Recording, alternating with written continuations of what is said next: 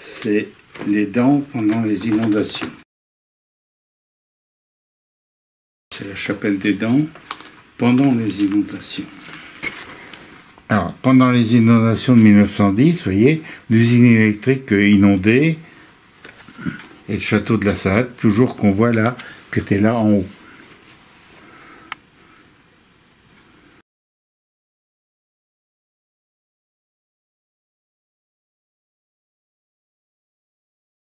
Les inondations de 55, elles sont sur Égoville, elles sont venues jusqu'à la moitié du terrain de football qui est derrière la mairie.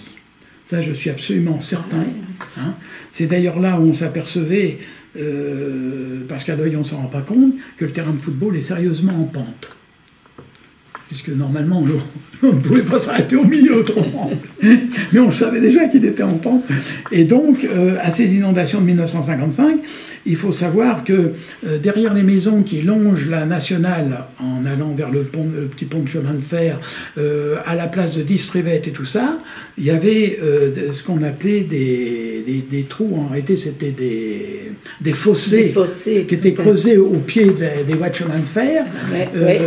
Là, c'était rempli d'eau. Et régulièrement, avant que ce ne soit remblayé, tous les hivers, c'était inondé. Mais en 55, c'était la plaine, il n'y avait pas encore eu l'intervention de la Chelle dans la plaine d'Égoville. Donc il y avait des clôtures pour les herbages, etc. On ne voyait pratiquement plus les poteaux de clôture. Moi j'ai connu les crues quand j'ai acheté ma propriété route de Partejoie en 1970, où c'était une crue très importante, du fait que moi j'étais obligé de faire du canot dans ma cour. J'avais 60 cm d'eau dans la cour à l'époque. Les photos que je vous présente là, c'est moi étant plus jeune déjà. C'était en 1970, en mars 1970, les inondations de la propriété que j'avais au numéro 10 de la route de Partejoie. Donc vous voyez que j'étais obligé de faire du canotage pour aller à mon garage qui est ici dans le fond, avec mon cousin. Et cette photo-là, elle a été prise un premier dimanche des inondations. Et dans la semaine, je ne pouvais plus joindre mon garage car le niveau avait monté de 20 cm.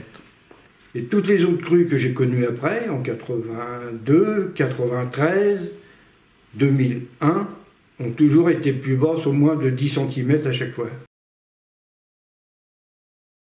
On va monter parce qu'on a des repères depuis 37 ans qu'on habite ici. On a des repères, donc moi je sais que dans le champ qui est à côté de chez nous sur le bord de route, dès qu'on voit une flaque d'eau, il faut qu'on commence à s'inquiéter parce que l'eau arrive dans notre jardin directement par le jardin et elle monte très vite, hein. Ça va très très vite. À partir du moment où il y a un petit peu d'eau dans le jardin, le lendemain il y a de l'eau dans la cave. Depuis que je suis installé à Saint-Pierre, on a connu 3 inondations très importantes, puisqu'on est rentré chez nous en bateau dans notre maison. Bon, notre maison est surélevée, il n'y a pas de problème, mais ça pose quand même quelques dégâts un petit peu aux alentours, y compris la pollution, parce que la Seine qui remonte laisse des tas de déchets un petit peu dans nos cours, et bon, bah, ça fait pas très joli. Depuis 1997, on a subi 2 inondations majeures en fait, une en 1999 et une en 2017. Et en fait, effectivement, à l'endroit où nous sommes, l'eau est arrivée au niveau de la table en fait. Donc je vous laisse imaginer ce que ça a pu engendrer, notamment dans la maison et surtout dans le sous-sol. Et effectivement, bon, c'est un peu l'inconvénient du site, malgré tous ses avantages. Alors, un plan de prévention des risques d'inondation, c'est un document qui est très cadré sur le plan réglementaire, qui repose d'abord sur des observations par rapport à des épisodes historiques. Là, ici à Pose, on a des repères de crues qui sont très précis, qui donnent les codes de référence, c'est-à-dire la hauteur d'eau observée en 1910. Donc on se base sur ces codes-là, on regarde la topographie actuelle des terrains, et par recoupement, on en déduit une hauteur d'eau à laquelle on va être exposé. Et donc ça définit, ça c'est la seconde étape, des phénomènes, des aléas, des niveaux d'aléas qui sont en fonction de la hauteur d'eau. et éventuellement aussi fonction de la vitesse des écoulements. C'est-à-dire que plus on se rapproche du bord de la Seine, plus les écoulements sont violents et donc plus les risques encourus sont graves. Donc une fois qu'on a fait ce travail de définition des aléas, on décline ça sous la forme d'un règlement pour chacune des zones.